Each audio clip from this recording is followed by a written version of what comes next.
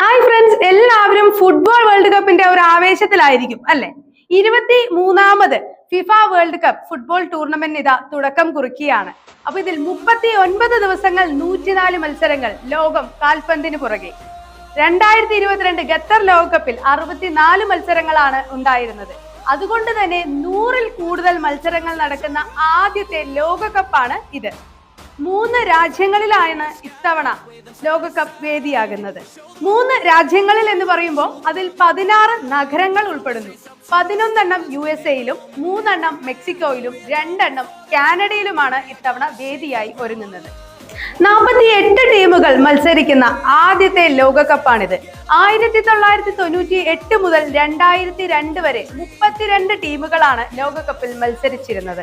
കുറസാവോ, cap-Verde, Jordan, Uzbekistan തുടങ്ങിയ രാജ്യങ്ങളും ഇത്തവണ ലോകകപ്പിൽ അരങ്ങേറുന്നു. അതുമാത്രമല്ല, ലോകകപ്പ് ചരിത്രത്തിൽ തന്നെ 1000ാമത് മത്സരം ഈ ടൂർണമെന്റിലാണ് നടക്കുന്നത്.